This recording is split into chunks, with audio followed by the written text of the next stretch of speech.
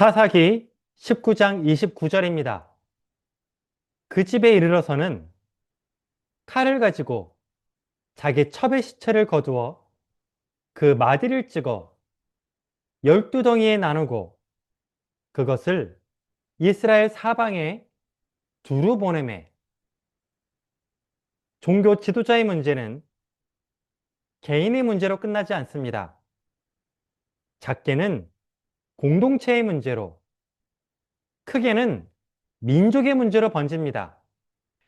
어제 묵상했던 것처럼 요나단의 우상숭배는 단지파의 우상숭배로 번집니다.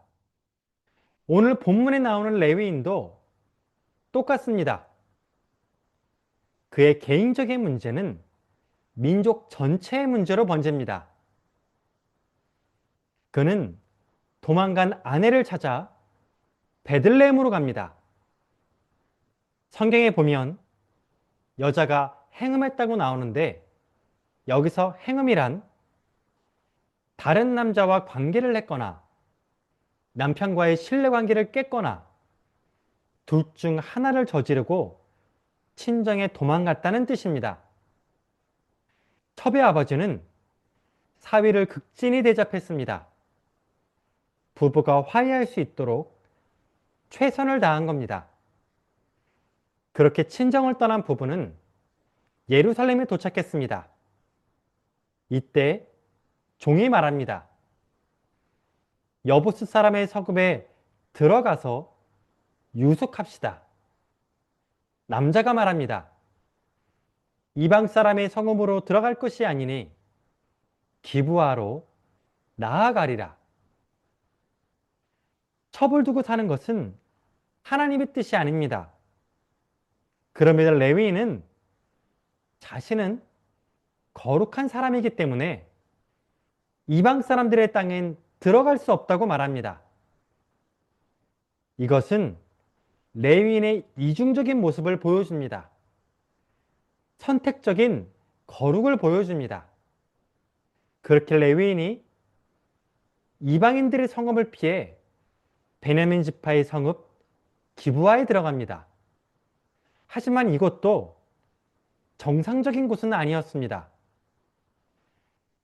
이스라엘 민족은 손님을 대접하는 문화가 있었습니다. 그 문화는 안식일만큼이나 상식적인 문화였습니다. 하지만 기브아 사람들은 아무도 그들을 맞이하지 않았습니다. 그렇게 저녁이 되자 어떤 노인이 그들에게 행선지를 묻습니다. 마음이 조급해진 레위인은 그 노인에게 거짓말을 합니다. 자신은 베들레헴 출신이고 여호와의 집에 가는 중이라고 말합니다. 자신을 경건한 레위인으로 포장해서 환대를 받으려고 말했던 겁니다. 이 말에 속은 노인은 자신의 집에 그들을 초대합니다. 그렇게 저녁을 먹으며 즐거워하고 있을 때 불량배들이 쳐들어옵니다. 내 집에 들어온 사람을 끌어내라. 우리가 그와 관계하리라. 그들은 동성애를 원했습니다. 소돔과 고모라 사건이 재현된 겁니다. 그때는 천사들이 사람들의 눈을 멀게 해서 위기를 모면했습니다. 하지만 오늘 본문의 위기는 인간이 해결합니다. 레위인은 자신의 첩을 강제로 잡아 불량배들에게 넘겨줍니다. 그들은 그 여자와 관계하였고 밤새도록 그 여자를 능욕하다가 새벽 미명에 놓은지라. 밤새도록 고통을 당한 여자는 남편을 찾았습니다. 남편이 있는 집으로 걸어갔지만 지칠 대로 지친 그녀는 끝내 문을 열지 못합니다. 그는 문지방을 잡은 채 숨을 거둡니다. 그날 아침 문을 열던 레위인은 죽어있는 아내를 발견합니다. 그는 자신의 아내를 12조각으로 자릅니다. 그리고 그 조각들을 12지파에 보냅니다. 동성애, 성폭력, 살인, 이 세 가지 죄악을 백성들에게 고발한 겁니다.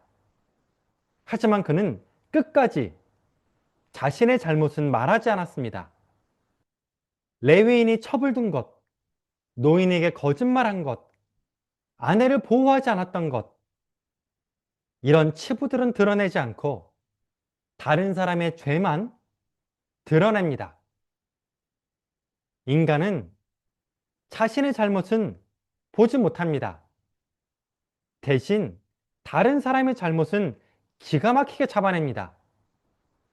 자신의 잘못은 숨기고 타인의 잘못은 부풀립니다. 하지만 우린 반대로 해야 합니다. 먼저 내 눈 속에 있는 들보를 빼고 그리고 나서 다른 사람의 눈 속에 있는 티를 빼내야 합니다. 기도하겠습니다. 하나님 아버지, 나의 잘못은 작게 보이거나 아예 안 보일 때가 있습니다. 주님, 오늘 본문의 레위인처럼 이런 이중적인 삶을 살지 않게 하여 주옵소서. 제 눈 속에 있는 들보를 볼 수 있도록 은혜를 주시고 타인의 잘못은 품어줄 수 있는 넓은 마음을 갖게 하여 주옵소서. 예수님의 이름으로 기도드립니다. 아멘.